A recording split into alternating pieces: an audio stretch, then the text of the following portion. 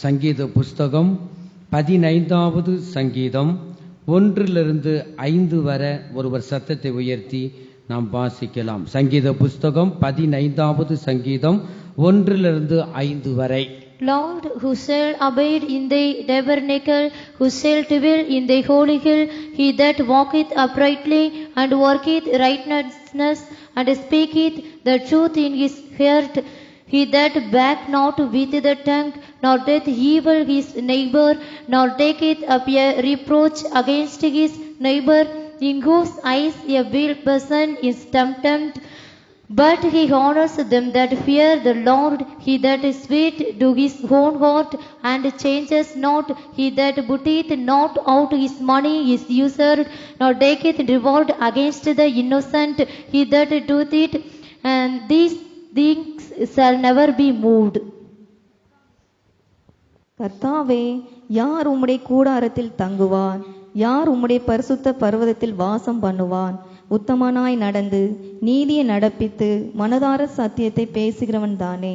அவன் தன் நாவினால் புறங்கூறாமலும் தன் தோழனுக்கு தீங்கு செய்யாமலும் தன் அயலான் மேல் சொல்லப்படும் நிந்தையான பேச்சை எடுக்காமலும் இருக்கிறான். ஆகாதவன் அவன் பார்வைக்கு தீழ்ப்பானவன். கர்த்தருக்கு பயந்தவர்களையோ கனம் பண்ணுகிறான். ஆணையிட்டதில் தனக்கு நஷ்டம் வந்தாலும் தவறாதிருக்கிறான். தன் பணத்தை வட்டிக்கு கொடாமலும் குற்றமில்லாதவனுக்கு விரோதமாய் பரிதானம் வாங்காமலும் இருக்கிறான். இப்படி செய்கிறவன் என்றென்றைக்கும் அசைக்கப்படுவதில்லை. இப்பொழுது வாசிக்க கேட்ட இந்த வசனத்தின் மூலமாக கர்த்தர் நம் ஒவ்வொரு உள்ளத்திலும் பேச முடியாத நாம் ஜெபிப்போம். எங்கள் அன்பின் இயேசுவே, நாங்கள் துதிக்கிறோம், ஸ்தோத்திரிக்கிறோம் அப்பா. இப்பொழுது நாங்கள் வாசிக்க கேட்ட இந்த வார்த்தையின் மூலமாக அடியேனை மறைத்து நீங்க வெளிப்படுங்க ஆண்டவரே. உம்முடைய வார்த்தை ஒவ்வொரு இருதயங்களிலும் உள் பிரவேசிக்கட்டும், ஆசீர்வதிக்கட்டும் அப்பா. ஆண்டவரே ஸ்தோத்திரம். அடியேனை மறைத்து நீங்க வெளிப்படுங்க, நீங்க பேசுங்க, நாங்கள் கேட்கிறோம். இயேசு கிறிஸ்துவின் மூலமாய் வேண்டிக் கொள்கிறோம் எங்க நல்ல பிதாவே, ஆமென். கர்த்தருடைய பரிசுத்த நாமத்திற்கு மகிமை உண்டாவதாக. தலைப்பு என்ன? யார் கர்த்தருடைய பர்வதத்தில் வாசம் செய்வான். பாருங்க, அதுதான் ஒரு நம் ஆலயத்துக்கு வர்றது சரிதான். ரட்சிக்கப்பட்ட ஒவ்வொருவரும் எங்க காணப்படணுமா?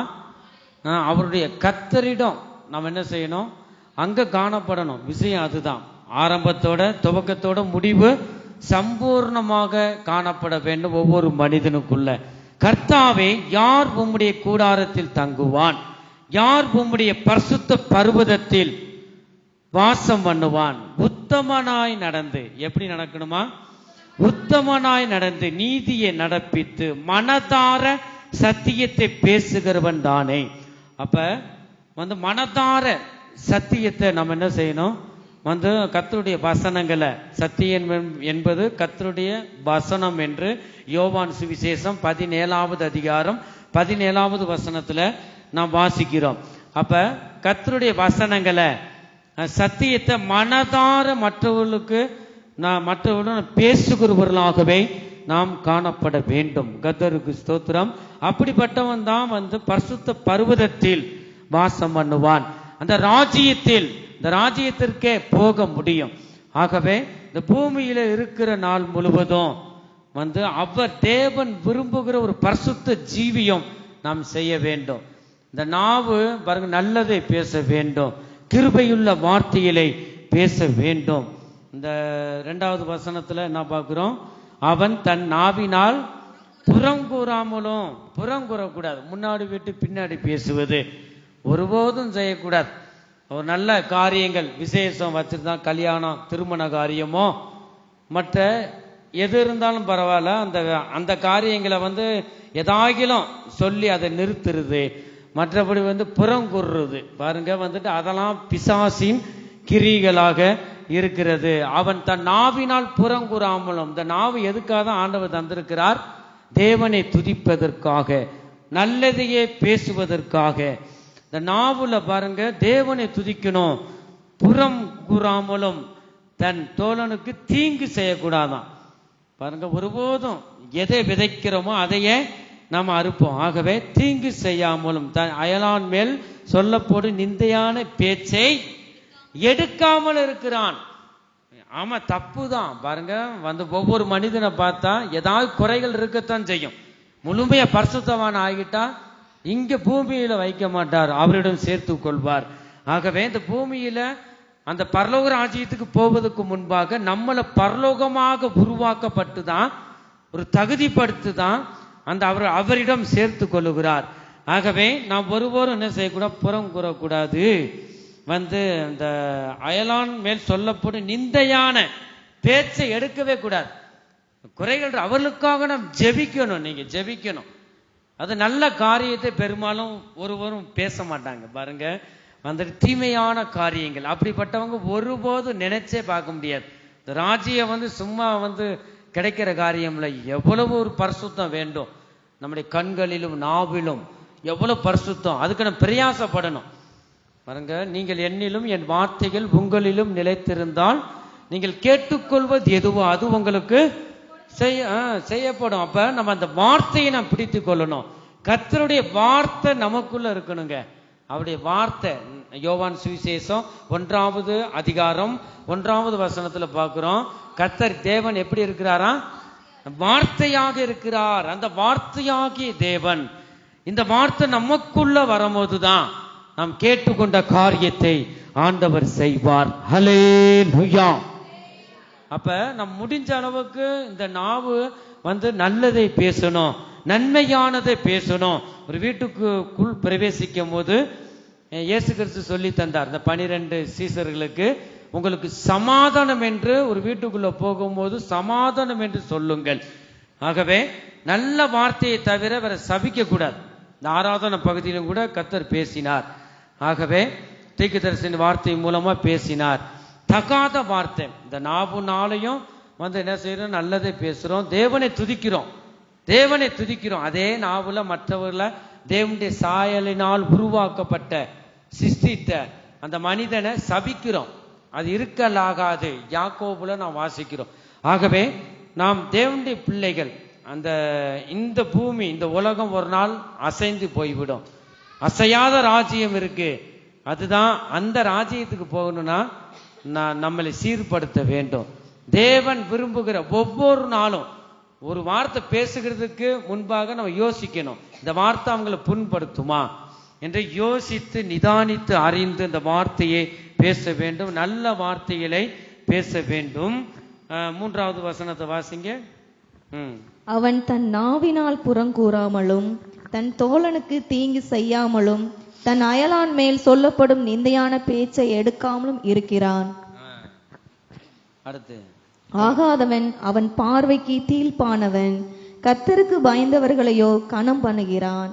ஆணையிட்டதில் தனக்கு நஷ்டம் வந்தாலும் தனக்கு நஷ்டம் வந்தாலும் என்னதான் செய்யாது இருக்கிறான், தவறாது இருக்கிறான். தேவ சமூகத்துல துணிகரமாக ஒரு சில பொருத்தனையை பண்ணுவோம், ஆனா பண்ணிட்டு அது செய்ய மாட்டாங்க. ஆகவே அந்த ராஜ்யத்துக்கு போகிற நாம், இந்த அசையாத அந்த ராஜ்யத்துக்கு, இந்த உலகம் ஒரு நிமிஷம் அசைஞ்சு போய்விடும். ஆகவே அந்த ராஜ்யத்துக்கு போகிற தேவனுடைய பிள்ளைகள், அவர் பரிசுத்தர், அவருடைய பிள்ளைகளாகிய நாம் தேவ சமூகத்துல ஆணையிட்டதுல நஷ்டம் வந்தாலும் பரவாயில்ல, நீ தவறக்கூடாது. சொன்ன வார்த்தையில தன் பணத்தை என்ன செய்யக்கூடாது, வட்டிக்கு கொடாமல், அநியாய வட்டி, 10 பைசா வட்டி.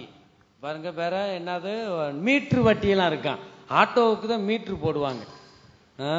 இதுக்கு பணத்துக்கு கூட மீட்ரு வட்டி நான் கேள்விப்பட்டிருக்கிறேன். ஆகவே ஒருபோதும் நீங்க வட்டிக்கோ லோன் எடுத்தோ எதுவும் நீங்க செய்யக்கூடாது. நீயோ கடன் கொடுப்பா, நீயோ கடன் வாங்காது இருப்பாய், நீங்க சொன்னீங்கல்ல சொல்லிட்டு. அப்ப அந்த அனுகூலம் வரலன்னா, ஆண்டவர் நான் குறைவுள்ளவன், என்னை மன்னிங்க ஆண்டவர், நீங்க தான் சொன்னீங்க கடன் கொடுப்பா, நீ கடன் வாங்காது இருப்பாய், என்னை தகுதிப்படுத்துங்க. அப்ப நமக்கு ஒரு உத்தரவு வரல, இந்த சூழ்நிலை இல்ல, கடன் வாங்குற சூழ்நிலை காணப்படுது. அப்ப அதை நீங்க வாங்கக்கூடாது. அந்த சூழ்நிலையை ஆண்டவர் தான் அனுப்புவார். நீ தேவ சமூகத்திலிருந்து என்னோடு நீ கேட்கிறாயா, அவசரப்பட்டு மீட்ரு வட்டி, அநியாய வட்டிக்கு நீ வாங்கிடுறாயா, வாங்கி அவருடைய நாமத்தை தூசிக்கப்படும்படிக்கு நீ செய்யறியான்னு ஆண்டவர் சோதிப்பார். ஒவ்வொரு மனிதனுக்கும் ஒவ்வொரு விதமாக சோதனைகள் வரும். நீங்க தேவ சமூகத்தில் இருந்து, கர்த்தாவே எனக்கு உதவி செய்யுங்க, வேற ஏதாவது நமக்கு துக்கப்படுத்துகிற காரியம் ஏதாவது நம்ம செய்திருந்தா மன்னியுங்க, கர்த்தாவே நீங்க தாங்க, கேளுங்கள் அப்பொழுது உங்களுக்கு கொடுக்கப்படும். இந்த வசனம் பாருங்க, மத்தேயு சுவிசேஷத்தில், லூக்கா சுவிசேஷத்திலையும் பார்க்கிறோம். மத்தேயு சுவிசேஷத்தில் நன்மையானதை தர அதிக நிச்சயம் அல்லவா, லூக்கா சுவிசேஷத்தில் பரிசுத்த ஆவியை தர அதிக நிச்சயம் அல்லவா என்று நாம் பார்க்கிறோம். நன்மையானதும் தருவார், கேட்கும் போது ஆவிக்குரிய ஆசீர்வாதத்தையும் தருவார். கர்த்தருக்கு ஸ்தோத்திரம். ஆகவே நாம் வட்டிக்கு தேவனுடைய பிள்ளைகள் ஒருபோதும் வாங்கக்கூடாது. கர்த்தருக்கு ஸ்தோத்திரம். இந்த 15வது சங்கீதத்தை நாம் பார்க்கிறோம். தாவீது ராஜா சொல்றார், நமக்கு பரலோகத்துக்கு போகும் வழியை இந்த 15வது சங்கீதம் காண்பிக்கிறது. என் ஜனமே, இந்த சங்கீதத்தில் நமக்கு பிரயோஜனமுள்ள சத்தியங்கள் சொல்லப்பட்டிருக்கிறதை நாம் பார்க்கிறோம். நாம் கர்த்தருடைய பரிசுத்த நாமத்திற்கு மகிமை உண்டாகட்டும். நாம் சந்தோஷமாய் இருக்க வேண்டுமானால் நமக்குள் பரிசுத்தம் வேண்டும். நாம் உண்மையுள்ளவர்களாகவும் கண்ணியமுள்ளவர்களாகவும் இருந்தால் மாத்திரமே நமக்கு மெய்யான சந்தோஷம் கிடைக்கும். என் ஜனமே, நம்முடைய கர்த்தராகிய இயேசு கிறிஸ்துவை நமக்கு மெய்யான பலியாய், மெய்யான தேவனுமாய், நித்திய ஜீவனுமாய் இருக்கிறார். என் ஜனமே, கர்த்தருடைய பரிசுத்த நாமத்திற்கு மகிமை உண்டாகட்டும். பிதாவினிடத்தில் வந்து அந்த இயேசுவின் வழியாய் சென்றால்தான் அந்த பிதாவிடம் போக முடியும் என்று வேதம் சொல்லுகிறது. பிதாவிடத்தில் போவதற்கு குமாரனாகிய இயேசு கிறிஸ்துவை தவிர நமக்கு வேறு வழி இந்த பூமியிலே இல்லை. கர்த்தருக்கு ஸ்தோத்திரம். இயேசுவே வழியும் சத்தியமும் ஜீவனுமாய் இருக்கிறார். நமக்கு இயேசு கிறிஸ்து மாத்திரமே வழியாக இருக்க வேண்டும். நாம் அவருக்குள் நடக்க வேண்டும். அவருடைய உபதேசங்களை நாம் கை கொண்டு அவருடைய அடிச்சுவடின் வழியை பின்பற்ற வேண்டும். கர்த்தருடைய பரிசுத்த நாமத்திற்கு மகிமை உண்டாகட்டும். இயேசுவின் வழி என்பது என்ன? அவருடைய வழி, இயேசுவின் வழி என்ன? நீங்க எந்த வழியில நீங்க போயிட்டு இருக்கீங்க? நான் கேட்போம், நீ போற வழி சரியில்லடா அப்படி நம்ம சொல்றோம். யார்கிட்ட கேட்டா உன் வழி எதுப்பா? என் வழி தனி வழி ஒரு சிலர் சொல்லுவாங்க. அப்ப நாம் தேவனை ஏற்றுக்கொண்டிருக்கிறோம். நம்ம வழி யார் தான்? இயேசுதான் வழியா இருக்கிறார். அப்ப உங்களுக்கு வழி யாருன்னு சொன்னா இயேசுதான் என் வழி. நீங்க சொல்ல வேணும், இயேசு வழினா என்னது? உத்தமமானது, நேர்மையானது, அன்புள்ளது, செம்மையானது. பாருங்க, அப்படியே அநேக காரியங்களை நம்ம வேதத்துல பார்க்கிறோம். இப்படிப்பட்ட இதுதான் உத்தமமான வழி. அவருடைய வழி உத்தமமானது, அன்பின் வழி. இந்த வழியை ஒரு மனிதன், ரட்சிக்கப்பட்ட ஒரு மனிதன் தேர்ந்தெடுத்து இப்படிப்பட்ட வழியிலே செல்லும் போதுதான் இயேசுவின் வழியிலே நாம் செல்லுகிறோம். ஆகவே இப்படிப்பட்ட வழியிலே செல்லுகிறவர் தான் அங்க ராஜ்யத்துக்கு போக முடியும். கர்த்தருடைய பரிசுத்த நாமத்திற்கு மகிமை உண்டாவதாக. நாம் ஒரு மனிதனை பற்றி நாம் வேதத்துல நாம் வாசிக்கிறோம். கர்த்தருக்கு ஸ்தோத்திரம். நாம் இந்த கடைசி காலத்தில் வந்திருக்கிறதா, நாம் நம்முடைய வழிகள் எப்படி என்று நாம் பார்க்க வேண்டும். கர்த்தருக்கு ஸ்தோத்திரம். இயேசுவின் வழி எப்படி இருக்கிறது? உத்தமமானது, அவருடைய வழி செம்மையானது, அவருடைய வழி நீதி நியாயம் உள்ளது, அன்பு உள்ளது, பரிசுத்தம் உள்ளது. இப்படிப்பட்ட வழியை நாம் தேர்ந்தெடுத்து இந்த மேன்மையான வழியிலே நாம் செல்ல வேண்டும். கர்த்தருக்கு ஸ்தோத்திரம். நாம் மத்தேயு சுவிசேஷத்துல நாம் பார்க்கிறோம். ஒருவன் இயேசு கிறிஸ்துவிடம் வந்து அவரை நோக்கி, நல்ல போதகரே, நித்திய ஜீவனை அடைவதற்கு நான் எந்த நன்மையை செய்ய வேண்டும் என்று கேட்டான். இயேசு கிறிஸ்து அவனுக்கு பிரயோத்தரமாக மறுமொழியாக அவன் என்ன செய்யறான்? நீ ஜீவனில் பிரவேசிக்க விரும்பினால், அடுத்து கர்த்தர் சொல்றாரு, கற்பனைகளை வாசிக்கிறோம். நீ ஜீவனில் பிரவேசிக்க விரும்பினால் கற்பனைகளை கைக்கொள் என்று சொல்லுவதை அந்த இடத்துல நாம் பார்க்கிறோம். இயேசு கிறிஸ்து மறுபடியும் அந்த வாலிபனை நோக்கி சொல்றாரு, உனக்கு உண்டான யாவற்றையும் விற்று என்ன செய்ய, தரித்திரனுக்கு கொடு, அப்பொழுது பரலோக ராஜ்யத்தில் உனக்கு பொக்கிஷம் உண்டாயிருக்கும், பின்பு என்னை பின்பற்றி வா என்று கர்த்தராகிய இயேசு கிறிஸ்து சொல்லுவதை பார்க்கிறோம். இவனுக்கு என்னதுதான் சோதனை? ஐஸ்வர்யம், இந்த பணம் அவனுக்கு இந்த பரலோக ராஜ்யத்துக்கு, இந்த உன்னதமான நித்தியமான இந்த பர்வதத்திற்கு போகக்கூடாதபடி தடையாக காணப்பட்டது. ஆகவே ஒவ்வொருவருக்கும் ஒரு தடைகள் இருக்கும். ஒரு சிலருக்கு பிள்ளைகள் தடையா இருக்கும், தேவ சமூகத்துக்கு வரக்கூடாதபடி பிள்ளைகள். ஒரு கணவன், ஒரு மனைவி, அப்ப ஒவ்வொருவர்களுக்கும் ஒவ்வொரு தடைகள் இருக்கும். இவனுக்கு என்னதான் தடை? இப்ப ஐஸ்வர்யம், பணாசை எல்லா தீமைக்கும் வேறா இருக்கிறது என்று நாம் பார்க்கிறோம். கர்த்தருக்கு ஸ்தோத்திரம். அந்த வாலிபன் பாருங்க மிகுந்த ஆஸ்தி உள்ளவனாய் இருந்தபடியினால இந்த வார்த்தையை கேட்டபொழுது துக்கம் அடைந்தவனாய் போய்விட்டான் என்று நாம் பார்க்கிறோம்.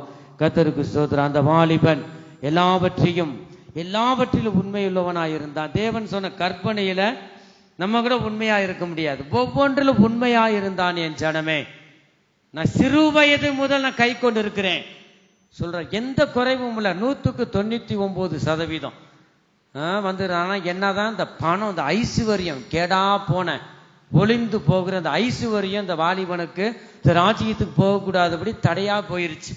நாம் கூட தேவ சமூகத்தில் இருக்கிறோம், ஆலயத்துக்கு வாரோம், ரட்சிக்கப்பட்டிருக்கிறோம், பரிசுத்த ஆவியின் அபிஷேகத்தை பெற்றிருக்கோம். நாம் கொடுத்த அபிஷேகத்துக்கு நம்ம ஒப்பு கொடுத்தா தான் அந்த அபிஷேகம் நேர்த்தியாக அந்த நல்ல வழியில கொண்டு போய் இந்த ராஜ்யத்துக்கு சேர்க்கும். பாருங்க, அப்படியே நான் வாரோம். ஆனா நம்ம பலவித குறைகள் இருக்கு. இந்த நாவு சுத்தம் உள்ள, இந்த கை சுத்தம் உள்ள, இந்த கால பேடியில சுத்தம் உள்ளவர்களை தான் சேர்க்க வருவார். இருதயத்தில் சுத்தம் உள்ளவர்கள் பாக்கியவான்கள், அவர்கள் தேவனை தரிசிப்பார்கள். ஆகவே இருதயத்தை சுத்தம் இல்லைன்னா ஊழியக்காரனா இருக்கட்டும், பெரிய பெரிய ஊழியக்காரனா இருக்கட்டும், 40 வருஷம் 50 வருஷம் வந்த விசுவாசியா இருக்கட்டும், ஒரு சிறு பிள்ளைகளாகிலும் ஒருவனாகிலும் அங்க போக முடியாது. இந்த உலகத்துல பெரிய ஊழியக்காரனா இருக்கட்டும் பாருங்க, அவன் இருதயத்தை சுத்தம் இல்லைன்னா எங்க போக முடியாது? பரலோக ராஜ்யத்துக்கு போக முடியாது. எபிரேயருக்கு எழுதின நிருபத்துல நாம் பார்க்கிறோம், யாவரோடும் சமாதானமா இருக்கவும் பரிசுத்தம் உள்ளவர்களா இருக்கவும் நாடுங்கள், பரிசுத்தம் இல்லாமல் ஒருவனும் தேவனை தரிசிப்பதில்லையே. நீங்க இருதயத்துல மனதுல வச்சுக்கிறணும். நீங்க ஆளு வாரீங்க, எதுக்காக வாரீங்க? வசனம் என்ன இருக்கு? அது ஒரு நீதி. சபை கூடி வர்றதுல ஒரு சிலர் விட்டு விடுவது போல நீங்களும் விட்டு விடாதிருங்கள். அப்ப அது ஒரு நீதி. மத்தேயு சுவிசேஷத்துல பார்க்கிறோம், முதலாவது தேவனுடைய ராஜ்யத்தையும் அவருடைய நீதியும் தேடுங்கள். நீதினா ஏற்கனவே உங்ககிட்ட சொல்லியிருக்கேன். முதலாவது இயேசுக்கு 7 காரியம். ஒரு ரட்சிக்கப்பட்ட கிறிஸ்தவன் 7 காரியம். என்னது? அவருடைய நீதி. நீதியில நான் நேரம் உள்ள இன்னைக்கு பாருங்க, நம்ம ஏற்கனவே தியானிச்சதை நான் மேலோட்டமா நான் சொல்றேன். முதலாவது உடன்படிக்கை பண்ணணும். உடன்படிக்கை ஒரு நாட்டுக்கும் உடன்படிக்கை பண்ணாத என்ன செய்யும்? இந்த நாட்டிலிருந்து இங்க வரும், இந்த நாட்டிலிருந்து அங்க போகும்.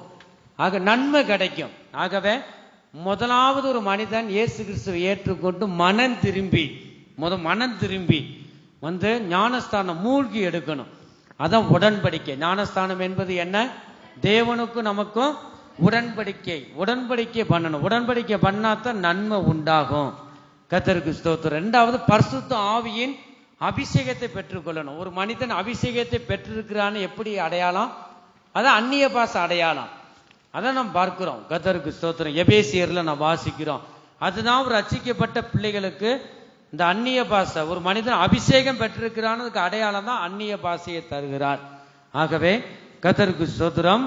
மூன்றாவது நாம் பார்க்கிறோம், சபை கூடி வர்றதுல விட்டுவிடக்கூடாது, ஜெபத்திலும் வேத வாசிப்பிலும் இருக்கணும். மூன்றாவது பாருங்க. அப்படி நான்காவது ஒவ்வொரு காரியத்தை நாம் பார்க்கிறோம். ரெண்டாவது தசம பாகம் காணிக்கையிலும் நீங்க கையிட்டு சேர வேலையை ஆசீர்வதிக்கணும்னா அது ஒரு நீதி, வேதத்தில் சொல்லப்பட்ட நீதி. 10ல் 1 பங்கு பழைய ஏற்பாடு. புதிய ஏற்பாடுல மனதில் நியமித்தபடியே மனப்பூர்ணமா தரணும். ரொம்பயும் கஷ்டம். இந்த பழைய ஏற்பாடோட புதிய ஏற்பாடு ரொம்பயும் ஒரு மனிதனுக்கு கடினம். புதிய ஏற்பாடை நீங்க எடுத்து பார்த்தீங்கன்னா ரொம்பயும் கஷ்டங்க. இந்த நீதியில நம்ம எடுத்து பார்த்துட்டோம்னா அவ்வளோ இருக்கிறது வேதத்துல. கர்த்தருக்கு ஸ்தோத்திரம். ஸ்திரியை இச்சையோட பார்த்துட்டாலுமே நீ என்ன செஞ்சுட்டேன்? விபச்சாரம் பண்ணிட்டேன். பழைய ஏற்பாடு அப்படி இல்லை. புதிய ஏற்பாடு நீ பார்த்துட்டாலும் சோழி முடிஞ்சிச்சு பாருங்க. அதான் சிந்தையை பரிசுத்தப்படுத்துக்குன்னு கேட்கணும் ஆண்டவர்கிட்ட. அது மாதிரி பாருங்க, நம்ம கையிட்டு செய்கிற வேலையை ஆசீர்வதிக்கணும். என்னதான் செய்யணுமா? நம்ம தசம பாகத்திலும் காணிக்கையிலும் உண்மையா இருக்கணும். பழைய ஏற்பாடு பிரமாணத்திலையும் கூட உண்மை இல்லைன்னு வச்சுக்கோங்க. அதுபடிதான் 10ல் 1 பங்கு தாரம். அதுக்கு கேடாக ஒருத்தர் தருவாங்க. என்ன மாதிரிதான் உன் வாழ்க்கை இருக்கும். தேவனுடைய தேவனுக்கும், ராயனுடையதே ராயனுக்கும் செலுத்துவாய். தேவனுடையதை நீ தேவனுக்கு செலுத்தணும். ஒரு மனிதன் ஆசீர்வதிக்கிறதுக்கு இதுதான். அது கூட இந்த தசமபாகம் காணிக்க 6வது இடத்துல தான் வரும். நீ வெறும் காணிக்க தசமம் பாகம் அது மாத்திரம் லட்சக்கணக்கா நீ கோடி கணக்கா நீ தூக்கி போட்டாலும் ஆலயம் கட்டுறதுக்கு நீ கொடுத்தாலும் உன்னை ஆசீர்வதிக்க மாட்டார். வேதம் அப்படி சொல்லல. முதலாவது தேவனோட உடன்படிக்கை பண்ணணும், பரிசுத்த ஆவியின் அபிஷேகத்தை பெற்றுக்கொள்ளணும், வேத வாசிப்பிலும் ஜெபத்திலும் உறுதியா இருக்கணும், யாவரோடும் சமாதானமா இருக்கணும், சபை கூடி வர்றதுல விட்டு விடக்கூடாது, ஒரு வாரம் கூட நீ வரணும், அதெல்லாம் நீதி. ஆறாவது தான் தசமம் காணிக்க வேதத்தில் சொல்லப்பட்டிருக்கு. ஆகவே தயவு செய்து இது இல்லாம நீ கொடுத்த ஆண்டவர் அங்கீகரிக்க மாட்டார். ஆகவே இதுல ஒரு ரட்சிக்கப்பட்ட தேவனுடைய பிள்ளைகள் ஜாக்கிரதையாக இருக்க வேண்டும். கர்த்தருக்கு ஸ்தோத்திரம். அந்த கர்த்தருடைய பர்வதத்தில் நீ வாசம் செய்ய வேண்டுமானால், அவரோடு நீ உலாவ வேண்டுமானால், இந்த பூமியில் அவருடைய நீதியை நிறைவேற்றுகிற பிள்ளையாக நீ காணப்பட வேண்டும். கர்த்தருக்கு ஸ்தோத்திரம். கஷ்டம்தான் நினைச்சு பார்த்தா, அதான் அவரே சொல்றாரு, இடுக்கமான வாசல் வழியாக உள் பிரவேசியுங்கள். உள் பிரவேசிக்க அநேகர் பிரயாசப்படுவாங்க, ஆனா கூடாம போகுன்னு சொல்றாரு. அது கடினமான இந்த வாசல் உபதேசம், இந்த இடுக்கமான இந்த வாசல், இந்த உபதேசம் வரும் கஷ்டம். இதை நீ கை கொள்ளத்தான் வேண்டும். இந்த ராஜ்யத்துக்கு போகணும்னா கை கொண்டு அதுபடி ஜீவிக்கும் போது அந்த கர்த்தருடைய பர்வதத்தில் நீ வாசம் பண்ணுவாய். அவரோடு அசையாத ராஜ்யத்திலே நாம் வாசம் செய்யலாம். என் ஜனமே, இந்த தாவீது ராஜா பாருங்களேன், இந்த 15வது சங்கீதத்துல எவ்வளவு அவர் சொல்லுவதை நாம் பார்க்கிறோம். கர்த்தருக்கு ஸ்தோத்திரம்.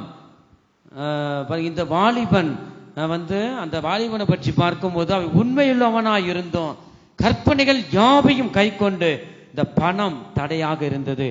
ஆகவே இந்த நித்திய ஜீவனை, இந்த ராஜ்யத்தை சுதந்தரிப்பதற்கு ஒருபோது எந்த பொருள் நமக்கு தடையா இருக்கக்கூடாது. எல்லாத்தையும் விலைக்கிறணும். என் நாமத்தின் நிமித்தம் நீங்க எல்லாராலும் என்ன செய்வீங்க சொல்லுங்க? ஆசீர்வதிக்கப்படுவீங்க இருக்கா? பகைக்கப்படுவீங்க. ஒரு மனிதன் தேவனுக்குள்ள முழுமையா போகணும், இயேசுவின் வழி செல்லணும்னு தன்னை அர்ப்பணிச்சிட்டாலுமே நீங்க என்ன செய்றீங்க? பகைக்கப்படுவீங்க. சொந்த பந்தமெல்லாம் உனக்கு ஒதுக்கும். ஆகவே ஞாயிற்றுக்கிழமை பத்திரிக்கை, ஞாயிற்றுக்கிழமை கல்யாணம் வைக்கிறவன் கிறிஸ்தவன் கிடையாது. பாருங்க, ஆராதனை கெடுத்து நீ வைப்பாயானா கிறிஸ்தவன் கிடையாது. கர்த்தருக்கு ஸ்தோத்திரம். அப்படியே ஞாயிற்றுக்கிழமை அப்படியே வைக்கணும், சாயந்தரம் வைக்கலாம்.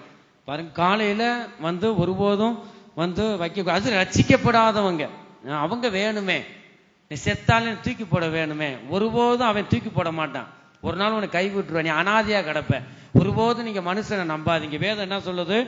மனுஷன் மேல் நம்பிக்கை வைக்காதே, கர்த்தர் உன்னோடு இருக்கிறார். எங்களுக்கெல்லாம் சொந்த பந்தமா இருக்கு சொல்லுங்க, எவ்வளவோ தூரம், எத்தனையோ கிலோமீட்டருக்கு தூரமா இருக்கிறோம். யாரெல்லாம்? நீங்க தான் எனக்கு சொந்த பந்தம்.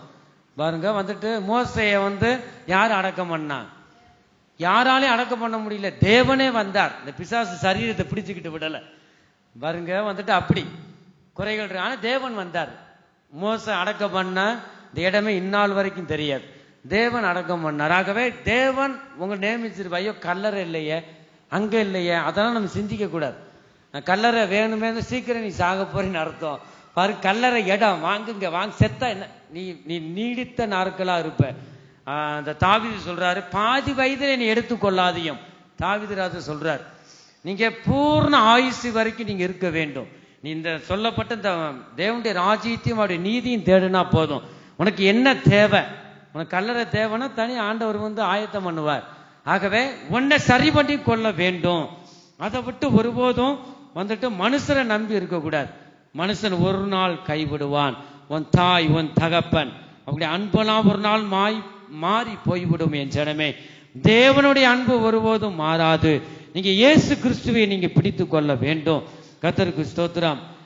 அதுதான் நம்ம தேவன் தான் நமக்கு. ஆகவே சபை கூடி வர்றதுல அதெல்லாம் ஒரு ஐக்கியம். இந்த ஐக்கியத்துல நீங்க உறுதியா இருக்கணும். ஒரு கிறிஸ்தவனுக்கு 3 காரியம். ஒன்று என்ன? வேதம், ஜெபம், ஐக்கியம். தேவனுக்கு முன்பாக தொடர்பு உடையவர்களாய் நாம் காணப்பட வேண்டும். இந்த ஐக்கியம், அந்த 3 ஒரு மனிதனுக்கு வேணுங்க. கர்த்தருக்கு ஸ்தோத்திரம். அப்படிப்பட்டவன் தான் கர்த்தருடைய பர்வதத்தில் போவான் என்று பார்க்கிறோம். சங்கீத புஸ்தகம் 15வது சங்கீதம் இந்த 1வது வசனத்துல நான் தாவீது சொல்றாரு. இந்த தாவீது பாருங்க, சங்கீதத்தை ஆரம்பிக்கும் போதே ஒரு கேள்வியை கேட்டு ஆரம்பிக்கிறார். இந்த வசனத்துல அதான் பார்க்கிறோம். தாவீது பாருங்க, அவர் கேட்கிற கேள்வியுடைய அவர் என்னதான் செய்யறாரு? வந்துட்டு அந்த ஒரு கேள்வியை கேட்டு இந்த வசனத்தை ஆரம்பிக்கிறதே நாம் பார்க்கிறோம். கர்த்தருக்கு ஸ்தோத்திரம். கர்த்தர் நமக்கு நியமித்திருக்கிற பாதையில் நாம் நடக்கிறோமா என்பதை நாம் ஆராய்ந்து பார்க்க வேண்டும். என் ஜனமே, தாவீது கேட்ட கேள்விக்கு தேவன் சொல்லுவதை நாம் பார்க்கிறோம். யார் இந்த கர்த்தருடைய பர்வதத்தில் வாசம் பண்ணுவான்? யார் ஆண்டவரே? யாருன்னு சொல்ற இடத்துல கேள்விக்குறி இருக்கும். யார்? நம்ம சிந்திக்கணும். முதல்ல நான் யார்? நீங்க அவரவரை நினைக்கணும். நான் யார்? உங்க பேர் என்ன? உங்க பேருக்கு தக்கன என்ன செய்யணும்? உங்க ஜீவியமும் இருக்கணும். பேர் பாக்கியவதின்னு வச்சுட்டு ஒரு பாக்கியம் இருக்காது. சந்தோஷம் இருக்கும், ஒரு சந்தோஷம் இருக்காது. அப்படி ஆண்டவர் பேருக்கு தக்கன இருக்கணும். பாக்கியவான் வச்சிருப்பாங்க. அந்த பாக்கியவான் என்றால் கர்த்தரால் ஆசீர்வதிக்கப்பட்டவன், மகிழ்ச்சி உள்ளவன். கர்த்தரால் ஆசீர்வதிக்கப்பட்டவர்கள், கர்த்தரால் ஆசீர்வதிக்கப்பட்டவர்களே உள்ளே பாரும், அப்படி நம்மளை நோக்கி சொல்லணும். பேருக்கு தக்க நம்ம ஜீவியம் காணப்பட வேண்டும். என் ஜனமே, கர்த்தருடைய பரிசுத்த நாமத்திற்கு மகிமை உண்டாகட்டும். காலையில எத்தனை பேர் நான் வேதத்தை வாசித்து, எத்தனை பேர் கர்த்தருடைய சத்தத்தை நீங்க கேட்டீங்க? இந்த தொடர்பு ஆண்டவருக்குள்ள தொடர்பு இருந்தால் நிச்சயம் நீங்க அதிகாலையில தேவனை தேடுவீங்க. விடிஞ்ச பிறகு ஆகிலும் ஒரு 5:30க்காவது 6 மணிக்காவது நீங்க எழுந்து செபிக்கத்தான் வேண்டும். மூழ்கி ஞானஸ்தானம் எடுத்தவங்க எத்தனை பேர் கைகளை உயர்த்துங்க பார்ப்போம். இந்த அதிகாலையில நான் ஜெபம் பண்ணேன். எனக்கு கொடுக்கப்பட்ட பிள்ளைகள் 4 பிள்ளைகளோ 2 பிள்ளைகளோ, உங்களுக்கு கொடுக்கப்பட்ட ஒவ்வொரு பிள்ளைகளுக்கு பெயர் சொல்லி ஜெபம் பண்ணீங்களா? கைகளை உயர்த்துங்க பார்ப்போம். நான் கைகளை வாரம் உயர்த்துங்க. அப்பயாவது தான் பிசாசு வெக்கப்பட்டு போவான் பாருங்க. ஒரு சிலர் தான் கைகளை உயர்த்துறீங்க. உங்களுக்கு கொடுக்கப்பட்ட பிள்ளைகளுக்கு நீங்க பெயர் சொல்லி ஜெபிக்கணும். உங்களுக்கு எத்தனை? ஒரு சிலருக்கு கேட்டா, ஒரு சகோதரன் கேட்ட உங்களுக்கு எத்தனை பிள்ளைங்க? அவருக்கு 6 பிள்ளைங்க. இன்னொரு சகோதரனுக்கு 10 பிள்ளைங்க. இருங்க நான் பெயர் ஒவ்வொரு வரிசையா சொல்லுங்க. ஜெபம் பண்றதுக்கு நான் கேட்கிறேன். அவர் பெற்றவருக்கு பேர் தெரியல, அவர் பெற்ற பிள்ளைக பேரே தெரியல. எவ்வளவு வருத்தம்! ஒரு பிடித்த நீல ஒரு மனுஷனா கோவப்பட்டா பாடட்டும் பாருங்க. அப்ப பெயர் சொல்லி அழைக்கிற தேவன், நம்முடைய தேவன் பெயர் சொல்லி அழைக்கிறார். ஆகவே நீங்க பெற்றவங்க தாய் தகப்பும் உங்க பிள்ளைய பேரை சொல்லி ஜெபிக்கணும். அதிகாலையில அந்த இடத்துக்கு நீங்க வரணும். இதெல்லாம் நீங்க சரிப்படுத்த சும்மா அங்க போக முடியாது. உங்களை பிள்ளைகளை சும்மா சம்பாதிச்சு போடுறதுக்கு அதுக்கு இல்லை. ஒரு சிலர் அதுக்கு தான் வளர்ப்பாங்க, படிக்க போடுவாங்க. ஆண்டவர் அதுக்காக அழைக்கல. ஆகவே உங்க பிள்ளைகளுக்கு நல்ல எதிர்காலம் இருக்கு, நல்ல எதிர்காலம் இருக்கு பாருங்க. 4 பேர் ஒரு 1000 பேர் மதிக்கத்தக்க நல்ல எதிர்காலத்தை என் பிள்ளைக்கு தரணும் சொன்னா நீங்க ஜெபிக்கணும். அதிகாலையில் எழுந்து உங்க பிள்ளைகளுக்காக ஜெபிக்கும் போதுதான் கர்த்தர் பெரிய காரியங்களை அவர் செய்கிற நல்ல ஒரு பாதுகாப்பு கிடைக்கும். பேரே சொல்லல அந்த சகோதரன், வெக்கம் இல்லாம ஒரு 8 பிள்ளைகளை பெற்றுட்டு, வெக்கம் இல்ல உனக்கு ஒரு பிள்ளை, அது ஒரு 4 பேரை மட்டும் சொல்லிட்டு மற்ற 4 பேர் தெரியல. இருங்க, ஏமா அந்த அவன் பேர் என்னது? 5வது பிறந்தவன் பேர் என்ன? பக்கத்தில் கேட்கிறா வீட்டாமாட்ட. இருங்க நான் யோசிக்கிறேன். அது யோசனை பண்ணி ஏதோ ஒரு பேர் சொல்லிச்சு. எவ்வளவு வருத்தம் பாருங்க. பிள்ளைகளை பெற தெரியுது. அவங்க அதே சோழியாவே இருந்திருப்பாங்க போல. ஒரு கூட்டம்ல ஒரு ஆராதனை இல்லை. பாருங்க வேலை பார்க்க திங்க வேண்டியது, பிள்ளையை பெற வேண்டியது பாருங்க. அப்படி அதே வேலையாவே இருந்திருக்காங்க. ஆனா அந்த பேர் சொல்லி செபிக்கணும் அறிவு இல்லை. அதான் பார்க்கிறோம். பிள்ளைய கூட கேட்பாங்க, என்னை பெத்தையில உனக்கு அறிவு இல்லையா? ஒன்னும் சம்பாதிக்காம வச்சிரு. சரி அது கூட வேண்டாம், டெய்லி ஜெபிக்கிறியா? பிள்ளைய தாய் தகப்பன்னு சொல்ற காலம் இந்த காலம் வந்துருச்சு. ஆனா நீங்க இனிமே தீர்மானம் பண்ணுங்க, என் பிள்ளைகளுக்காக, எனக்கு கொடுக்கப்பட்ட பிள்ளைகளுக்காக. ஒரு சிலர் மற்றவர்களுக்காக ஆண்டவரே ரட்சியும், தேசத்தை ரட்சியும், ஆண்டவர் அநேகரை ரட்சியும், உனைய ரட்சி பாருங்க. பிள்ளைகளை ரட்சிக்கப்படாம இருக்கு. ஆண்டவர் இயேசு கிறிஸ்து என்ன சொன்னார்? சிலுவைக்கு கீழே அநேக மரியாள்கள், அநேகர் என்னதான் செஞ்சிருந்தாங்க? புலம்புனாங்க. இயேசுவை அடிச்சுட்டாங்களே. இயேசு கிறிஸ்து சொன்னாரு, எனக்காகவும் ஏன் புலம்புற, உனக்காகவும் உன் பிள்ளைகளுக்காகவும் அழுங்கள் என்று சொல்லி கொடுத்தார் இயேசு கிறிஸ்து. இந்த கடைசி காலத்தில் உங்க பிள்ளைகளுக்காக ஜெபிங்க. நம்ம பிள்ளைகள் வழி தவறி போயிடக்கூடாது. ஆகவே தேசத்துக்காக முக்கி வெளியில வர்ற மாதிரி ஜெபிக்கிற உன் பிள்ளைக வேற வழியில போகுது. ஒருபோதும் இப்படி இருக்கிறவங்களை ஆண்டவர் ஏற்றுக்கொள்ள மாட்டார். முதலாவது சபை என்பது உங்க குடும்பம் தான் சபை. முதலாவது உங்க குடும்பம் தான் சபை. உங்க வீடுகளில் ரவுண்டா உட்கார வச்சு, வேலைக்கு போயிட்டு வந்துட்டாங்களா, உட்கார வச்சு சின்ன ஒரு ஜெபம், ஒரு 5 நிமிஷம் கூட பண்ண முடியாதா? நாங்க அரை மணி நேரம் ஒரு மணி நேரம் கூட நாங்க ஜெபம் பண்ணுவோம் விசுவாசியா இருக்கும்போது. அதனாலதான் அந்த குடும்ப ஜெபத்தை சபையை ஆண்டவர் எனக்கு தந்தார். அதுதான் உண்மை. ஆகவே நீங்க காலையிலையும் சாயந்தரமும் உட்கார வச்சு ஜெபிக்கணும். ஆளுக்கு ஒவ்வொரு மூலையில ஜெபம் பண்ணீங்கன்னா அதை கேட்க மாட்டார்.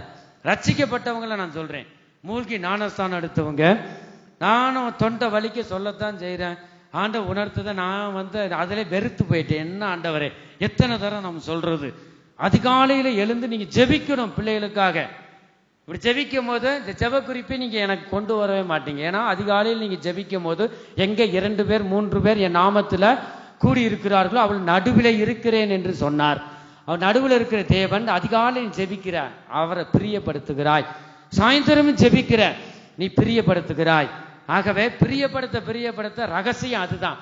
தேவனை எந்த அளவுக்கு கொடுக்கிற விஷயத்திலும் அவரை மகிமைப்படுத்தணும். அவர் எதை விரும்புகிறாரோ அந்த அளவுக்கு பிரியப்படுத்த நீங்க எதுவும் கேட்க வேண்டிய அவசியமே இல்லை. அதுதான் பார்க்கணும். கணவன் மனைவிக்கு என்ன பிடிக்கும், கணவனுக்கு மனைவிக்கு என்ன, நம்ம கணவனுக்கு என்ன பிடிக்கும் மனைவிக்கு தெரியும்.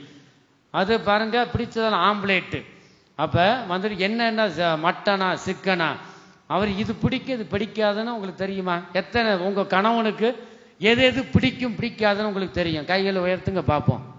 இது தெரியலன்னா தேவனா நீங்க துதிப்பது வேஸ்ட். ஒரு சில கூட்டம் தான் கையை தூக்குது பாருங்க. ஒரு சில கூட்டத்தை பூரா அவங்க புருஷர் தான் சமையல் பண்ணுவாங்களோ என்னமோ சொல்ல முடியாது. கர்த்தருக்கு ஸ்தோத்திரம். ஆகவே இந்த சத்தியம் ஊழியர்களுக்கும் விசுவாசிகளுக்கு தான். ஊழியர் குடும்பத்திலையும் அது வாட்டுக்கு மல்லாக்க என்ன செய்யும், வரும். இப்போ ஒரு வேலையும் செய்யாது. அப்படி நம்ம பார்க்குறோம். கர்த்தருக்கு ஸ்தோத்திரம். அடியனுக்கு எனக்கு கிருபை தந்தபடியினாலதான் பார்க்குறோம். அப்படி இல்லைன்னா பாருங்க, புத்தியில ஸ்திரீகள் எல்லா வேலையும் நீங்க பார்க்கணும், கருத்தா இருக்கணும், வரவு செலவு பார்த்து தான் குடும்பத்தை நடத்தணும். எனக்கு நீ போய் கடன் வாங்குற அளவுக்கு வந்துடும். ஆகவே 10,000 ரூபா வருதா, ஒரு 30,000 ரூபா வருதா, அது கர்த்தருடைய இது எதுன்னு ஒதுக்கி வைக்கணும். இதுல வஞ்சித்தே வச்சுக்க ஆண்டவர் பார்ப்பார். ஆகவே அதுதான் ஒரு சில இடத்துல சாபங்கள் சண்டைகள் வருது. அதுலயும் உண்மையா இருக்கணும். அதே மாதிரி சாப்பாட்டு காரியத்தையும் சரி, இருந்தா சாப்பிடணும். கடன் வாங்கி சாப்பிடவே கூடாது. கடன் வாங்கி நீ காணிக்கை தசம பாகம் தரக்கூடாது, அது ஏற்றுக்கொள்ள மாட்டார். ஆகவே நாம் இந்த விஷயத்துல சாக்கிரதையுள்ளா இருக்கணும். என்ன பிடிக்கும் என்று நமக்கு மனைவிக்கு என்ன பிடிக்கும் தெரியல பாருங்க, கணவனுக்கு என்ன பிடிக்கும்னு அதுவே தெரியலனா தேவனுக்கு என்ன பிடிக்கும் அதை எப்படி நம்ம அறிந்து கொள்ள முடியும்? கெட்ட வார்த்தை பேசினா ஆண்டவருக்கு பிடிக்காது. மற்றபடி மற்றவருக்கு அன்பா பேசினா அவரை நம்ம பிரியப்படுத்துவோம். இயேசுவின் வழியில நம்ம செல்லும் போது உத்தமமா இருந்து, எப்படிப்பட்ட சூழ்நிலைகள் வந்தாலும் லஞ்சமா கொடுக்குற இந்த பணத்தை கூட வாங்கக்கூடாது. கோடி ரூபா இருக்கட்டும் வேண்டாம், இந்த உறுதியில நீ இருக்கணும்.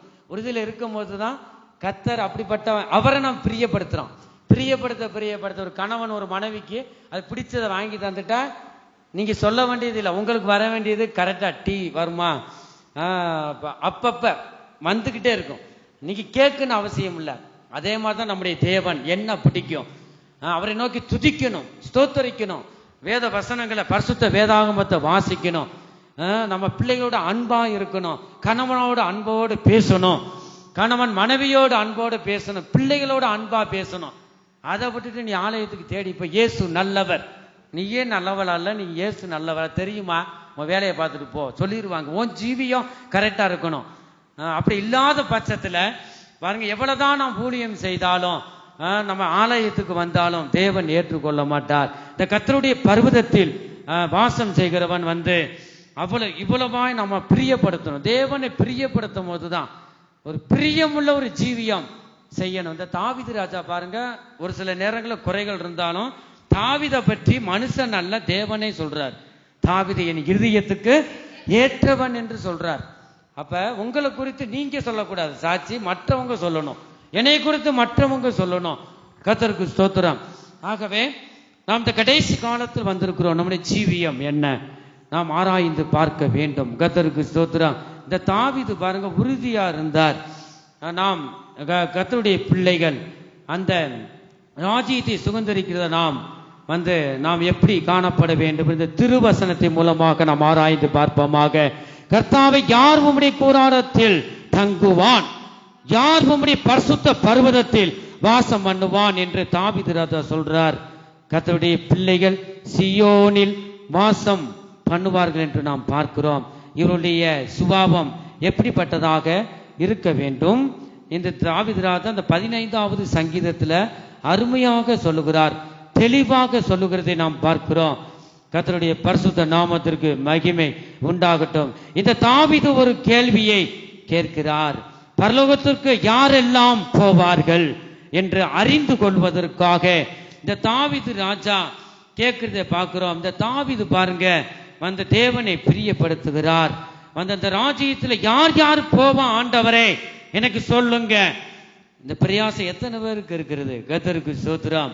இந்த நம்முடைய தேவன் பெயர் சொல்லி அழைக்கிற தேவனாயிருக்கிறார். இந்த கடைசி நாட்களில் நம்முடைய நம்முடைய சுபாவங்கள் நல்லதாகவே காணப்பட வேண்டும். கர்த்தருக்கு ஸ்தோத்திரம். கர்த்தரை நம்முடைய இருதயத்தை பார்க்கிறவராயிருக்கிறார். மனுஷரை பிரியப்படுத்துகிற மாதிரி நாம் காணப்படக்கூடாது. ஊழியக்காரை பிரியப்படுத்துகிற மாதிரி நீங்க நடந்து கொள்ளக்கூடாது. நாம் யாரை தான் பிரியப்படுத்தணும்? கர்த்தரை நீங்க பிடித்து கொள்ள வேண்டும். கர்த்தரை பிரியப்படுத்தணும். கர்த்தரை எனக்கு முன்பாக நிறுத்தி நோக்கி கொண்டிருக்கிறேன். பாருங்க, நம்ம கர்த்தரை முன்பாக தாவீது ராஜா பாருங்களேன், நான் சொல்லுவதை நாம் பார்க்கிறோம். பழைய ஏற்பாடு பரிசுத்தவான்கள், நம் புதிய ஏற்பாடு பரிசுத்தவான்கள் எந்த அளவுக்கு நாம் காணப்பட வேண்டும் என்று தேவன் வாஞ்சிக்கிறார், விரும்புகிறார். கர்த்தருக்கு ஸ்தோத்திரம். நம்முடைய சுபாவங்கள் மாறணும். நம்ம மூலிகை ஞானஸ்தானம் எடுத்திருக்கிறோம், ஏதோ கடமைக்கு எடுத்திருக்கிறோம், மனம் திரும்பி எடுக்கணும். நம்ம சுபாவங்கள் ஒரு மாற்றங்கள் நம்ம ஜீவியத்துல வர வேண்டும். அப்படி ஒவ்வொருவரும் தீர்மானம் பண்ணுங்க, கர்த்தாவே என் பிள்ளைகளுக்காகவும் என் குடும்பத்துல புத்தியில ஸ்திரியா நான் காணப்படுவேன். ஒரு புத்தி இல்லைன்னா குடும்பத்தை நடத்தவே முடியாது. ஆகவே ஒரு குடும்பத்தை நடத்துறது ஒரு ஸ்திரீ கையில தான் இருக்கு, ஒரு சகோதரி கையில தான் ஆண்டவர் ஒப்படைச்சிருக்கிறார். ஆகவே கணவன் பாருங்க வேலை பார்த்து இந்த பணத்தை கொடுக்கும் போது இதுல நீ சரியாக காணப்படுவேன். ஊதாரித்தனமா செலவழிச்சு கடன் பற்றக்கூடாது. ஆகவே அந்த கணக்கு நீங்க சொல்லணும். குடும்ப தலைவர்னா வரவு செலவு இதுதான் நீங்க கொடுத்தீங்கல்ல, அதுதான் உத்தமம். நம்ம நினைக்கிறோம், நீங்க வேதத்தை எடுத்து பார்த்தீங்கன்னா சரி, உத்தமன் சொல்றதுக்கு பல விதத்துல கடந்த நாட்கள் உங்களுக்கு சொன்னேன். உத்தமன்னா ஒரு வார்த்தை இல்லை, பல பட்டியல் போட்டிருக்கோம். 24 பட்டியல் மேல இருக்கும். உத்தமன்னா இவன் தான் உத்தமன். உத்தமனா இருந்தா அவன் தான் நீதிமானா ஆகுறான், அவன் தான் நீதிமான். ஆகவே வரவு செலவு எல்லாவற்றிலும் நீங்க என்னதான் செய்யணுமா? உங்க கணவனுக்கு உங்க தலை யார் தான் சொல்லுங்க? உங்க கணவன் தான் தலை. நம்ம எல்லாருக்கும் யார் தலை? கிறிஸ்து நமக்கு தலையாயிருக்கிறார். ஆகவே உங்களுக்கு கொடுக்கப்பட்ட இந்த தலையை கனம் பண்ணணும். அநேக குடும்பங்கள்ல மனைவி தான் தலை, கணவன் தான் வாளு. அப்படிதான் இருக்கு. தலை இருக்கும்போது வாள் என்ன செய்யக்கூடாது? ஆடக்கூடாது. ஆகவே நீங்க அவங்களுக்கு கீழ்ப்படியணும். இதெல்லாம் ஆண்டவர் பார்க்கிறார். சத்தியத்தை நான் ஏன் அப்படி தைரியமா சொல்றேன், ஒரு சில கோவப்பட்டு போறவங்க அது கடினமான உபதேசம். நீ வந்தாலும் சரி வராம போனாலும் சரி வந்துட்டு இந்த சத்தியத்தை நான் சொல்ல வேண்டிய கடமை. இந்த அற்ப காரியத்துக்கு நான் சொல்லாம விட்டுட்டேன் வச்சுக்கோங்களேன், இந்த அசைகிற ராஜ்யம் இது எனக்கு முடிவு நிரந்தரம் எனக்கு இல்லை, அந்த ராஜ்யத்துக்கு நான் போக முடியாதே சொல்லிட்டு அதனாலதான் நான் கண்டித்து நான் சொல்லுவதுக்கு காரணம். சத்தியத்தை என்ன செய்யணுமா? சத்தியமா சொல்லணும். இந்த 15வது சங்கீதத்துல சத்தியத்தை மனதார பேசுகிறவன் தானே கர்த்தருடைய பர்வதத்தில் வாசம் செய்ய முடியும். கர்த்தருக்கு ஸ்தோத்திரம். நாம் சியோனுல நாம் அங்க வாசம் செய்யணும்னா, கர்த்தருடைய பர்வதத்துல வாசம் செய்யணும்னா நம் இருதயம் பரிசுத்தமா இருக்கணும், நம் நாவு சுத்தமா இருக்கணும். கர்த்தருக்கு ஸ்தோத்திரம். தொடர்ந்து இந்த வசனங்கள்ல வாசிக்கும் போது பாருங்க, சின்ன ஒரு 5 வசனம் தான். இந்த 15வது சங்கீதத்துல எத்தனை வசனம் இருக்கு? 5 வசனம் இருந்தாலும் இந்த ராஜ்யத்துக்கு யார் யாரெல்லாம் போவாங்க சொல்லுங்க? கர்த்தருடைய பர்வதத்தில் யார் யார் போவோம்? உத்தமனாய் நடக்கணும். வேற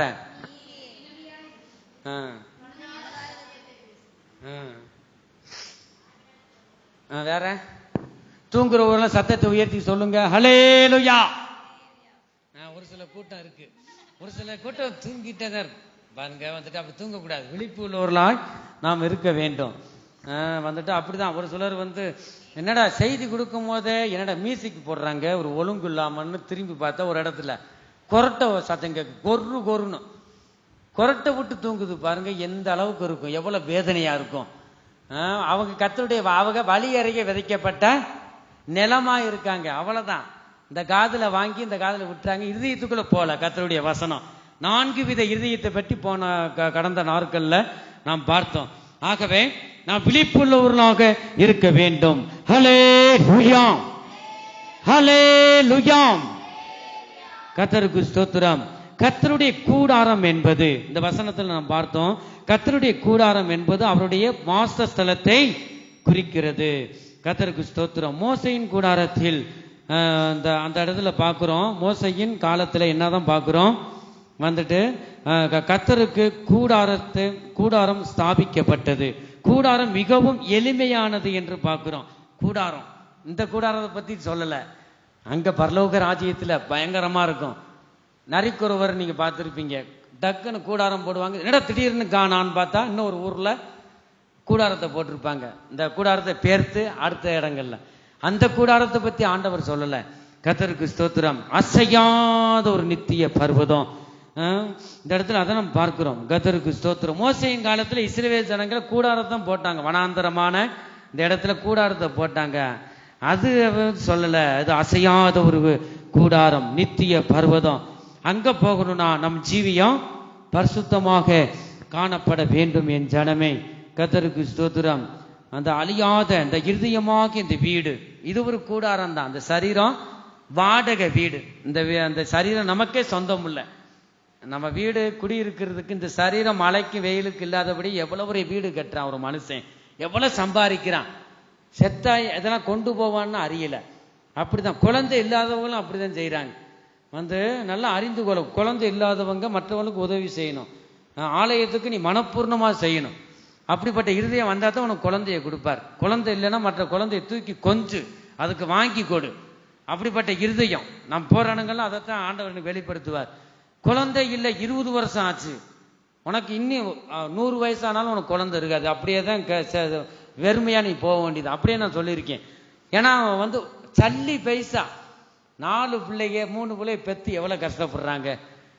குழந்தை இல்லாம கோடீஸ்வரனா இருக்கான். நான் நிறைய பேர் நான் பார்த்துருக்கிறேன்.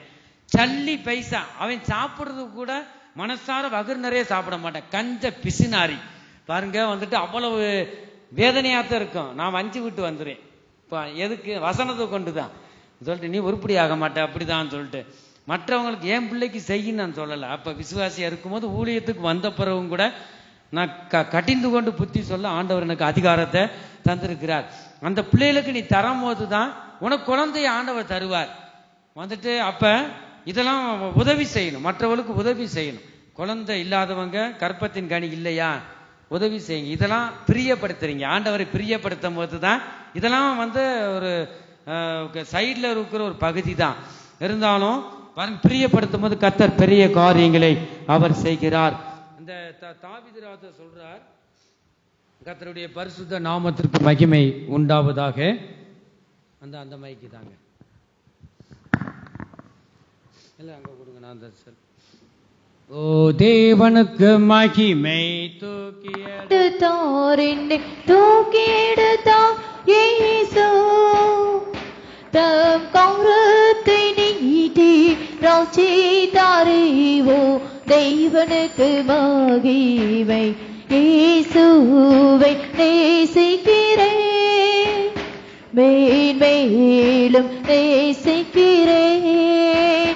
ஆகாரையுள் நான் இன்றுவரை என்றென்று வாழ்த்துவேன்.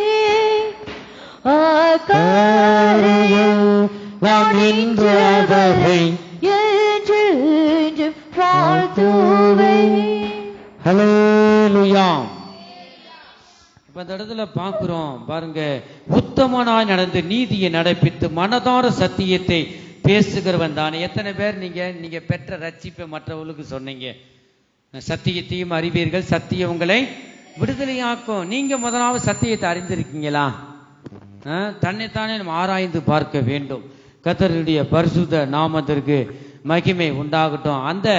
இந்த பர்வதம் பாருங்க, இந்த சியோன் என்று அழைக்கப்படுகிறது. வேதத்துல சியோன் என்று நாம் பார்க்கிறோம். கர்த்தருக்கு ஸ்தோத்திரம். இந்த இடத்துல நாம் பார்க்கிறோம் பரிசுத்த பர்வதம் என்பது கர்த்தருக்கு ஸ்தோத்திரம், கர்த்தருடைய சபையை குறிக்கிறது. கூடாரம் பரிசுத்த பர்வதம் என்பது என்று நாம் பார்க்கிறோம். சியோன் மலை தேவனுடைய நகரம், புதிய எருசலேமை குறிக்கிறது என் ஜனமே. கர்த்தருக்கு ஸ்தோத்திரம். தேவன் இங்கும் வாசம் செய்கிறார். நம் இதயமாக இந்த ஆலயத்தில் அவர் வாசம் செய்கிறார். எபிரேயருக்கு எழுதின நிருபம் 12வது அதிகாரம் 22 24 வரை அந்த இடத்துல நீங்க வாசிச்சீங்கன்னா, But ye are come unto Mount Zion, and unto the city of the living God, the heavenly Jerusalem, and to innumerable company of angels, to the general assembly and church of the firstborn, which are written in the heaven, and to God the church of all, and to the spirit of just men made perfect, and to Jesus and mediators of the new covenants, and to the blood of sprinkling that speaketh better things than that they obey. நீங்களோ சீயோன் மலையினிடத்திற்கும் ஜீவனுள்ள தேவனுடைய நகரமாகிய பரம எருசலேமினிடத்திற்கும் 1000 தேவ தூதர்களிடத்திற்கும் பரலோகத்தில் பேர் எழுதியிருக்கிற முதற் பேரானவர்களின் சங்கமாகிய சபையினிடத்திற்கும் யாவருக்கும் நியாயாதிபதியாக தேவனிடத்திற்கும் பூரணாக்கப்பட்ட நீதிமான்களுடைய ஆவிகளிடத்திற்கும் புது உடன்படிக்கையின் மத்தியஸ்தராகிய இயேசுவினிடத்திற்கும் ஆபேலினுடைய இரத்தம் பேசினதை பார்க்கிலும் நன்மையானவைகளை பேசுகிற இரத்தமாகிய தெளிக்கப்படும் இரத்தத்தினிடத்திற்கும் வந்து சேர்ந்தீர்கள். பாருங்க, அதை நம்ம பார்க்கிறோம். வந்து நம்ம தேவன் நம்ம கொடுத்த பொறுப்புல வசனம் கூட கொஞ்சத்தில் உண்மை கொஞ்சம் இந்த வசனம் மத்தேயு சுவிசேஷத்துல பார்க்கிறோம். கொஞ்சத்துல உண்மையா இருக்கு, நிறைய இல்லை. நம்ம கொடுக்கப்பட்ட கொஞ்சம் குடும்ப பொறுப்புல 2 பிள்ளைகளோ, அதுல நம்ம கணவனுக்கு உண்மை, கணவன் மனைவிக்கு உண்மை. இந்த கொஞ்சத்துல உண்மையா இருக்கிற நிறைய அந்த உலகத்தையே நான் தூக்கி தரல ஆண்டவர். இந்த கொஞ்சத்துல உண்மையா இருக்கிறாயா, அதான் ஆண்டவர் பார்க்கிறார். பாருங்க, இந்த வாசி கேட்ட இந்த வசனத்துல கூட நாம் பார்க்கிறோம். கர்த்தருடைய பரிசுத்த நாமத்திற்கு மகிமை உண்டாகட்டும். அந்த தாவீது ராஜா பாருங்களேன், அவர் ராஜா, ஐஸ்வர்யம் எல்லாம் இருக்கு. ஆனா அவரு சிந்தித்தார், இது எல்லாம் ஒரு நாள் போய்விடும். அசையாத ராஜ்யம் எப்படிதான் இருக்கும்? இந்த ராஜ்யம் எப்படிதான் இருக்கும் சொல்லுங்க? பரலோக ராஜ்யம் எப்படிதான் இருக்கும்? கடந்த நாட்கள் நாம் பார்த்தோம். பரலோகம் எங்க இருக்கு? தேவனுடைய வாசஸ்தலம் எங்க இருக்கு சொல்லுங்க? இந்த மேகத்துல இருக்கா? எங்க தான் இருக்கு சொல்லுங்க பாப்போம். கேள்வி கேட்டுருவாங்க, எல்லாம் தலையை குனிக்கிறாங்க. கடந்த நாட்கள் சொன்னேன் நான், பரலோக ராஜ்யம் எங்க தான் இருக்கு தெரியாதா? நோட்டை பிறட்டுறாங்க ஒரு சிலர். பாருங்க, அது மனப்பாடமா தெரியணுமா இல்லையா? பரலோக ராஜ்யம் எங்க தான் இருக்கு? உங்க வீடு எங்க இருக்குன்னா நீங்க என்ன சொல்லுவீங்க? நல்லா தெரியும். இந்த தெருவுல, தெரு பேர்ல இருந்து வீடை கூட எண்ணி சொல்லிடுவாங்க, 10வது வீடு. அதெல்லாம் தெரியுது. பரலோக ராஜ்யம் எங்க இருக்குன்னு தெரியாம நம்ம ஆலயத்துக்கு வரோம். ராஜ்யம் எங்க தான் இருக்கு நீங்க கண்டுபிடிக்கணும்ல. தேவன் யார்? என்னை ரட்சித்த தேவனை நீங்க யாராவது அறிஞ்சிருக்கீங்களா? தேவன் மெய் தேவனை நீங்க அறியணும். யோவான் சுவிசேஷத்தில் நாம் பார்க்கிறோம், ஒன்றான மெய் தேவனையும் அவர் அனுப்பினவராகிய இயேசு கிறிஸ்துவை அறிவதும் நித்திய ஜீவன் என்று பார்க்கிறோம். அப்ப நீங்க தேவன் அறியணும். ஏசப்பாவுடைய அப்பா யார்? நீங்க தேவன் பிதா, அவரை அறியணும். 2வது இயேசு கிறிஸ்துவ அறியணும். பாருங்க, அறிஞ்சதுனாலதான் உங்ககிட்ட நான் சொல்றேன். அப்ப நீங்க விசுவாசிகளாகி நீங்க அறிய வேண்டும். அப்பதான் நீங்க கெட்டிய பிடித்துக் கொள்ளுவீங்க. செபிக்கும் போதும் கூட இந்த தேவனை நீங்க மனதுல உரிமையோட, உங்க அப்பாவை உங்களுக்கே தெரியலன்னா எப்படி உரிமையோடு நீங்க கேட்பீங்க? அப்பா இந்த தேவையை தாங்க. சொல்ல முடியாத, கேட்க முடியாது. அப்ப உங்க பெத்த தகப்பன் யாருன்னு தெரியுது, உரிமையோட கேட்கறீங்க. அப்ப தேவனை நீங்க அறியணும். என்னை ரட்சித்த தேவன் யார்? ஒரு கேள்வி கேட்கணும். தாவீது ராஜா சொல்றாரு, கர்த்தருடைய பர்வதத்தில் யார் வாசம் பண்ணுவான்? கேள்வி கேட்கிறாரா இல்லையா? நீங்க கேள்வி கேட்கணும், நான் யார் ஆண்டவரே சொல்லிட்டு. அப்ப தேவன் யார்? என்னை ரட்சித்த தேவன் யார்? நீங்க வரும்போதுதான் ஜெபம் பண்ணுனா அந்த ஜெபத்துக்கு உத்தரவு, பதில் உடனே உங்களுக்கு கிடைக்கும். ஆகவே நாம் இந்த நாட்கள்ல அறிய வேண்டும். யோவான் சுவிசேஷத்தை நாம் பார்க்கிறோம். கர்த்தருக்கு ஸ்தோத்திரம். நீங்க தேவன் அறியும் போது பயங்கரமான காரியங்களை அவர் செய்கிறார்.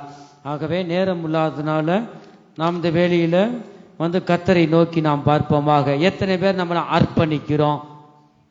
நம் தேவனை எத்தனை பேர் நாம் அறிகிறவர்களாய் இருக்கிறோம்? இயேசுவே நீ நல்லவர் அப்பா, ஆண்டவர் நீ யார் என்று எனக்கு தென்படுங்க. தேவனிடத்தில் சேருங்கள், அப்பொழுது அவர் உங்களிடத்தில் சேருவார். அவரிடம் சேராமவே நம்ம என்ன செய்ய முடியாது, போக முடியாது. இப்ப கவர்மெண்ட்லயே ரேஷன் கடையில ஏதாவது 2000 தராங்க வச்சுக்கிருவோமே உதாரணத்துக்கு. இந்த 2000 ரூபாய் வீட்டை தேடி இப்ப கொண்டு வான்னு நீங்க சொல்லுவீங்களா? நீங்க எங்க போவீங்க? வாயை திறந்து சொல்லுங்க. நீங்க ரேஷன் கடைக்கு போவீங்க. அது மாதிரி நமக்கு தேவைன்னா நம்ம என்னதான் செய்யணும்? தேவனிடம் போகணும். எங்க போவீங்க? தேவன் எங்க இருக்கார்? நம் நடுவிலே வாசம் செய்கிறார். ரட்சிக்கப்பட்டவனுக்கு நம் இருதயத்தில் இருக்கார், நமக்குள்ள இருக்கிறார். உலகத்தில் உள்ளவனிலும் நம்மில் இருக்கிறவர் பெரியவர். அப்ப வந்து பாருங்க, அப்ப அத வசனம் இருக்கு, தேவனிடத்தில் சேருங்கள், அப்பொழுது அவர் உங்களிடத்தில் சேருவார். கைகளை என்ன செய்யுங்க? சுத்திகரிங்க. அந்த வசனத்துல நாம் பார்க்கிறோம். கர்த்தருக்கு ஸ்தோத்திரம். ஆகவே தேவனிடத்தில் நாம் சேர வேணும். அவருக்கு எது எது பிடிக்காதோ அதெல்லாம் நம்ம அறிக்கை செய்யும் போது கர்த்தர் நம்மளை ஆசீர்வதிக்கிறார். என் ஜனமே, இதுதான் ரகசியம். மற்ற கர்த்தர் உங்களை ஆசீர்வதிப்பார், நன்மையானது தருவார். மற்றவங்க சொல்லிட்டு போறது இல்ல, சொல்லுவாங்க. அங்க ஆசீர்வாதம் இருந்தா தானே அங்க பலிக்கும். ஆக உன் ஜீவியம் எப்படிப்பட்டதாக இருக்கிறது? வந்து உன் ஜீவியம் ஆண்டவருக்கு முன்பாக செம்மையா இருந்தா, நல் வார்த்தைகளை சொல்லும் போது உன் ஜீவியத்துல உன் குடும்பத்துல அப்படியே பலிக்கும். கர்த்தருடைய பரிசுத்த நாமத்திற்கு மகிமை உண்டாகட்டும். பாருங்க, இவர்கள் இந்த கர்த்தருடைய பர்வதத்தில் வாசம் செய்கிறவருடைய நாவு வந்து நல்ல வார்த்தைகளை பேசுவாங்க. இவர்கள் உண்மையுள்ளவர்களாகவும் கண்ணியம் உள்ளவர்களாகவும் இருக்க வேண்டும் என்று நாம் பார்க்கிறோம். கர்த்தருக்கு ஸ்தோத்திரம். இந்த ஆபிரகாம் பாருங்க, தேவனுக்கு முன்பாக உத்தமனாய் இருந்தான். ஆண்டவரே சொல்றார், எனக்கு முன்பாக நடந்து கொண்டு உத்தமனாய் இரு என்று நாம் வாசிக்கிறோம். கர்த்தருக்கு ஸ்தோத்திரம். இந்த கடைசி நாட்கள் வந்திருக்கிறதான் நாம் தேவனுக்கு முன்பாக எப்படிப்பட்டவர்களாக நாம் இருக்கிறோம்? நாம் இந்த கள்ளங்கபடம் இல்லாத ஒரு இருதயம் நமக்கு இருக்கிறதா? யோவான் சுவிசேஷம் 1வது அதிகாரம் 47வது வசனத்துல நாம் பார்க்கிறோம். இந்த இடத்துல நாம் பார்க்கிறோம், நாத்தான் வேலை தம்மிடத்தில் வர கண்டு, இயேசு கிறிஸ்து ஒரு தீர்க்கதரிசியை நோக்கி என்ன சொல்றாரா? தம்மிடத்தில் வர கண்டு, நாத்தான் வேலை. என்னைய ஒரு சிலர் நாத்தான் வேல் என்னைய சொல்லுவாங்க. அந்த கள்ளங்கபடம் இல்லாம எதாயில் நீங்க சொல்லிடுறீங்க. ஆமா, சொல்லத்தான் வேண்டும். ஆண்டவர் சொல்றது சொல்லத்தான் வேண்டும். நாத்தான் வேலை, ஆண்டவர் நாத்தான் வேலைட்ட பாருங்க, எவ்வளவு ஒரு தீர்க்கதரிசியை பேசுறது, நேர ஆண்டவர் பேசுறது எவ்வளவு ஒரு அதிசயம். வாசிங்க. இயேசு நாத்தான் வேலை தம்மிடத்தில் வர கண்டு அவனை குறித்து, இதோ கபடற்ற உத்தம இஸ்ரவேலன். கபடற்ற உத்தம இஸ்ரவேலன் என்பது சொல்லுவதை நாம் பார்க்கிறோம். எத்தனை பேர் சொல்ல முடியும்? வந்து கபடற்ற, கல்லங்க விஷம் நிறைஞ்சிருக்கு. ஒரு சிலர் பார்த்தா விஷம், வாய் எடுத்தாலுமே கருணாக்கு பையன், கருணாக்கி ஒரு வார்த்தை சொல்லிட்டானா அவளை என் குடும்பமே சாஞ்சி போயிடும். அப்படி நீங்க கேள்விப்பட்டிருப்பீங்க. பாருங்க, கள்ளங்கபடம் இல்லாம இருக்கணும். உன் பிள்ளைக்கு என்ன தாரியோ அதுதான் பக்கத்து நிறந்து சாப்பிடணும். இல்லைன்னா பரவாயில்ல, இருக்கு, அதை விட்டுட்டு உன் பிள்ளைக்கு பிரியாணி கொடுக்குவோம், பழைய கஞ்சியை கொடுக்குவோம், அந்த பிள்ளைய பார்த்துக்கிட்டே இருக்கும். பாருங்க, அப்படி இருக்கக்கூடாது. வேதம் என்ன சொல்லுது? வந்து கபடற்றவர்களாய் நாம் காணப்படும். அதை விட்டுட்டு நம்ம என்னதான் முக்கி ஜெபமணி ஆலயத்துக்கு போகவும் ஒன்னும் ஆகாது. பாருங்க, வானம் நமக்கு திறக்கப்படணும்னா தேவனை பிரியப்படுத்துகிற ஒரு ஜீவியம் நமக்குள்ள வேண்டும். இந்த நாத்தான் வேலை நோக்கி பார்க்கிறோம். கபடற்ற வந்து வாசிங்க, உத்தம இஸ்ரவேலன் என்று நாம் பார்க்கிறோம். அப்படி ஒவ்வொருவரையும் நோக்கி சொல்ல வேண்டும். நாம் கர்த்தருடைய சமூகத்தில் வரும்போது கர்த்தர் நம்மையும் இப்படிப்பட்ட நல்ல வார்த்தையை சொல்ல வேண்டும். கர்த்தருக்கு ஸ்தோத்திரம். மனுஷர் நம்மை புகழ்ந்து பேசுவதை விட கர்த்தர் நம்மை குறித்து வந்து சொல்லுகிற நற்சாட்சியை மேலானதா இருக்கிறது. கர்த்தருக்கு ஸ்தோத்திரம். ஆகவே வந்துட்டு இந்த இடத்துல 1 கொரிந்தியர் 2 கொரிந்தியர் 1வது அதிகாரம் 12வது வசனத்தை மட்டும் நான் வாசிக்கலாம். மாம்சத்துக்கேற்ற நாணத்தோட நடவாமல் உத்தமர்கள் நீதியை நடப்பிப்பார்கள் என்று கூட நாம் பார்க்கிறோம். கர்த்தருக்கு ஸ்தோத்திரம். தங்களுடைய பேச்சுகளில் கிரியைகளிலும் உண்மையுள்ளவர்களாக கண்ணியம் உள்ளவர்களாகவும் நீதி உள்ளவர்களாகவும் கூட இருப்பாங்களாம். கர்த்தருக்கு ஸ்தோத்திரம். உத்தமர்கள் பொய் பேச மாட்டாங்க. நீ உத்தமனா இருந்தா விளையாட்டுக்கு கூட பொய் சொல்லக்கூடாது. பொய் சொன்ன வாய்க்கு என்ன கிடைக்காது? போஜனம் கிடையாதுன்னு உலகத்தார் சொல்றாங்க. வேதத்துல பொய்யர் அனைவரும் 2ஆம் மரணமாகி கடல் என்று சொல்லப்பட்டிருக்கு. அங்க பங்கடைவாங்களாம். பொய் சொல்லாதவங்கள சத்தத்தை உயர்த்தி சொல்லுங்க ஹல்லேலூயா. பொய் சொல்றவங்கள சத்தத்தை உயர்த்தி சொல்லுங்க ஹல்லேலூயா. ரெண்டுமே இல்லையா? வந்து அப்ப உண்மை ரெண்டுக்கு ஏதாவது சொல்லணும். பொய் சொல்றவங்கள சத்தத்தை உயர்த்துங்க சொல்லுங்க ஹல்லேலூயா. அப்படி நீங்க சொல்லும் போதுதான் ஆண்டவர் உள்ளதுன்னு சொல்லும் போது ஆண்டவர் உங்களுக்கு சரி பண்ணுவார். வந்துட்டு அப்ப ரெண்டுக்கு ஏதாவது சொல்லணும். தூங்குறவர் சொல்லுங்க ஹல்லேலூயா. இல்ல அப்ப நீங்க சொல்லுங்க ஆண்டவரே இனிமே என்ன செய்ய மாட்டேன், பொய் பேச மாட்டேன். பொய் சொல்லி என் ஆண்டவர் ஏற்றுக்கொண்டு வேஸ்ட்டுங்க. காணிக்கை தசமமாக கொடுத்து வேஸ்ட். தேவ சமூகத்துல உண்மையா சொல்றேன், விளையாட்டு கூட பொய் சொல்லாதீங்க. 1000 பொய் சொல்லி ஒரு கல்யாணத்தை முடிக்கலான்னு சொல்லுவாங்க.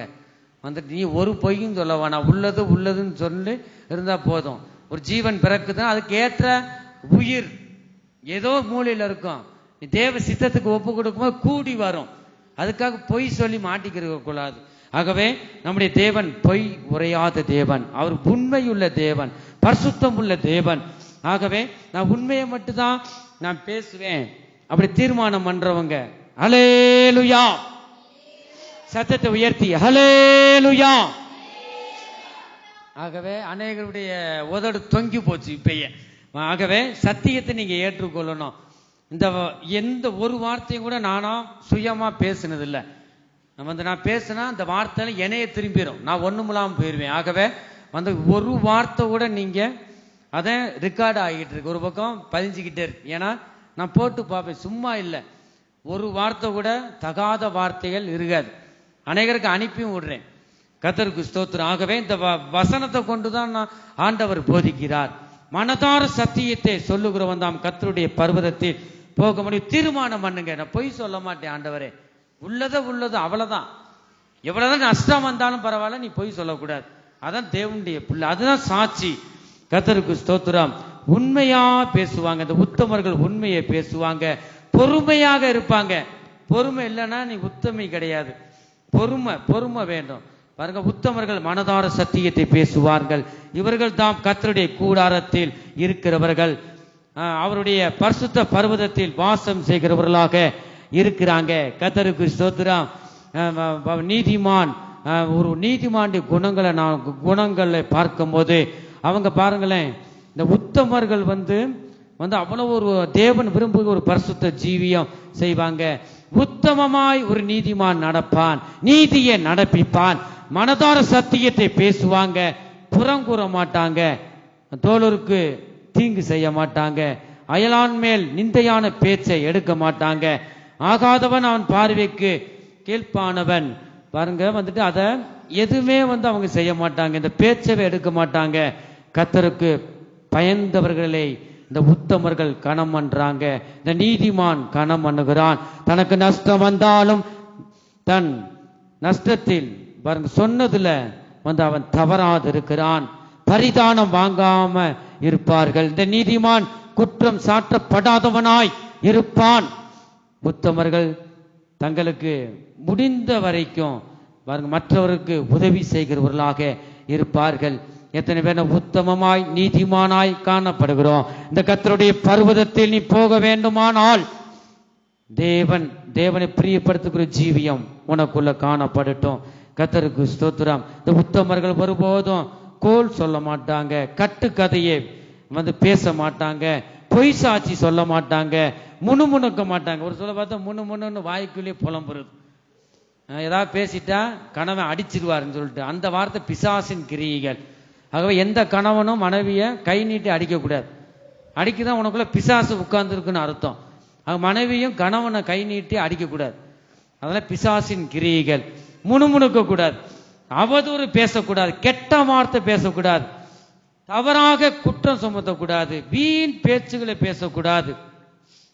கர்த்தருக்கு ஸ்தோத்திரம். யாரையும் துக்கப்படுத்துகிற மாதிரி பேசக்கூடாது, பொய் பேசக்கூடாது, யாரையும் ஏமாற்றக்கூடாது. கிறிஸ்தவர்கள் ஒருவனை ஏமாற்ற மாட்டாங்க. அப்படி ரட்சிக்கப்படாதவங்க நம்ம மேல நம்பிக்கை வச்சிருக்காங்க. ஆகவே புறம் கூறக்கூடாது. கர்த்தருக்கு பயந்தவர்கள இந்த நீதிமான் கணம் பண்ணுகிறான். நல்ல சுபாவம் உடையவர்களாய் நாம் காணப்படுவோமாக. இந்த வேளையிலும் கூட நாம் எல்லாரும் எழுந்து நிற்போமாக. இந்த சர்வ வல்லமையிலே தேவனை நோக்கி பார்ப்போம். இன்னும் அநேக காரியங்கள் இருக்கிறது. வந்துட்டு கிறிஸ்தவன் இந்த கர்த்தருடைய பர்வதத்துக்கு போகிறவன் வட்டிக்கு, அநியாய வட்டிக்கு கடன் தரமாட்டான். ஆகவே மீட்ரு வட்டிக்கு கடன் தரமாட்டான். இது ஒருபோதும் நம் ஜீவியத்தில் இருக்க வேண்டாம் என் ஜனமே. இந்த வேளையில் எழுந்து நிற்போம். அல்லேலூயா. கர்த்தரை நோக்கி நாம் பார்ப்போமாக. எனக்கு ஒத்தாசை வரும் பர்வதங்களுக்கு நேராக என் கண்களை ஏறெடுக்கிறேன். எத்தனை பேர் நாம் சொல்லுகிறோம் என் ஜனமே? இந்த சர்வ வல்லமையில தேவனை நோக்கி நாம் பார்ப்போமாக. கர்த்தாவே, ஆண்டவரே, உம்முடைய பர்வதத்திற்கு நாம் போக என்னை தகுதிப்படுத்துங்க. தாவீது சொல்றார், கர்த்தாவே, யார் உம்முடைய கூடாரத்தில் தங்குவான்? யார் உம்முடைய பரிசுத்த பர்வதத்தில் வாசம் பண்ணுவான்? உத்தமனாய் நடந்து நீதியை நடப்பித்து மனதார சத்தியத்தை பேசுகிறவன் தானே. எத்தனை பேர் இப்படிப்பட்ட சுபாவம் நமக்கு இருக்கிறது என் ஜனமே? ஆண்டவரே, என் நாவை பரிசுத்தப்படுத்துங்கப்பா. ஆண்டவரே, அசையாத ராஜ்யத்துக்கு நான் போக வேண்டுமானால் என்னை தகுதிப்படுத்துங்க. எனக்கு நல்ல எதிர்காலத்தை தாங்க. இந்த வேளையில உதவி செய்யுங்க. 2 குருடர்களும் அந்த வழியாக இயேசு போகிறார் என்று சத்தத்தை உயர்த்தி, தாவீதின் குமாரனே எனக்கு இறங்கும் என்று கூப்பிட்டார்கள். தாவீதின் குமாரன் என்றால் நமக்கு இறங்குகிறவர், இறங்கி நமக்கு உதவி செய்கிறவர், எந்த மனுஷனை பிரகாசிப்பிக்க செய்யும் மெய்யான ஒளியாய் இருக்கிறார். பக்கத்துடா. ஹல்லேலூயா, ஹல்லேலூயா, ஹல்லேலூயா. இந்த கர்த்தருடைய பர்வதத்தில் அவர் கூப்பிடும் போது அவரிடம் வாசம் செய்ய, இந்த கர்த்தருடைய பர்வதத்தில் சேர்வதற்கு நான் உத்தமனாய் மனதார சத்தியத்தை சொல்லி தேவன் பிரியப்படுகிற ஒரு பிரியமுள்ள ஒரு ஜீவியம் செய்து இந்த கர்த்தருடைய பர்வதத்தை நாம் அடைய தேவன் நமக்கு உதவி செய்வாராக. கர்த்தருக்கு ஸ்தோத்திரம். எனக்கு தாசை வரும் பர்வதம் நேராயின் கண்களை ஏறெடுப்பேன். எனக்கு தாசை வரும் பர்வதம் நேராயின் கண்களை ஏறெடுப்பேன். வானமும் பூமியும் படைத்த வல்ல தேவ நிடமிருந்தே, வானமும் பூமியும் படைத்த இன்னகடுங்கா நன்மைகள் வருமே, என் கண்களை ஏறெடுப்பேன். இன்னகடுங்கா நன்மைகள் வருமே, என் கண்கள் ஏறெடுப்பேன்.